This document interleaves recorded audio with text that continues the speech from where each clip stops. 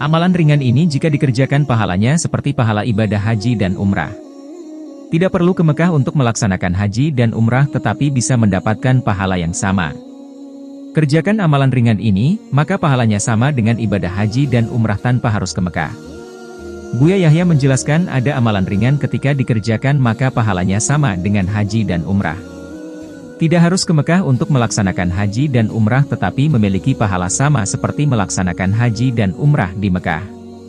Inilah amalan ringan yang jika dikerjakan mendapatkan pahala seperti melaksanakan haji dan umrah. Kata Buya Yahya yang tidak mampu melaksanakan ibadah haji dan umrah ke Mekah bisa melakukan amalan ringan ini. Jika amalan ini dilaksanakan maka pahalanya sama dengan pahala haji dan umrah yang dikerjakan di Mekah. Orang yang sholat subuh di masjid kemudian dia bertahan di masjid hingga waktu duha, maka pahalanya seperti melaksanakan haji dan umroh, kata Buya Yahya. Kata Buya Yahya, para ahli hadis atau muhaddisin berbeda pandangan tentang kesyahihan hadis ini.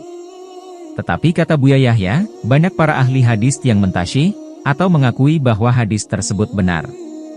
Hadis yang menyatakan pahala bagi orang yang sholat subuh berjamaah kemudian diam di masjid hingga waktu duha pahalanya seperti melaksanakan haji dan umrah. Barang siapa yang sholat di masjid dengan berjamaah, kemudian dia duduk di tempat duduknya itu dan berzikir kepada Allah Subhanahu wa Ta'ala sampai matahari terbit. Kemudian sholat 2 rakaat, maka dia mendapatkan pahala haji dan umrah secara sempurna.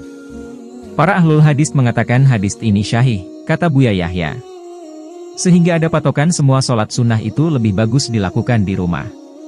Kecuali sholat duha bagi orang yang waktu subuhnya di masjid. Jadi kalau Anda di masjid sholat subuh jangan dulu pulang hingga tiba waktu duha. Supaya mendapatkan pahala haji dan umrah secara sempurna. Adapun sholat 2 rakaat yang dimaksud dalam hadis adalah sholat duha, menurut para jumhur ulama. Ada juga yang berpendapat bahwa itu sholat isyraq. Mau sholat isyraq juga boleh setelah terbit matahari, kata Buya Yahya. Namun setelah sholat isyraq nanti, kalau bisa sholat lagi sholat duha. Karena para jumhur ulama mengatakan itu adalah sholat duha. Jadi setelah terbit matahari, Anda tunggulah beberapa saat 5-10 menit barulah melaksanakan sholat duha. Maka pahalanya seperti orang yang haji dan umrah sempurna. Namun bukan berarti bisa menggantikan keutamaan rukun haji dan umrah yang sebenarnya. Pahalanya saja yang bisa mendapat seperti itu. Melaksanakan haji dan umrah bagi yang mampu tetap ada keutamaannya tersendiri.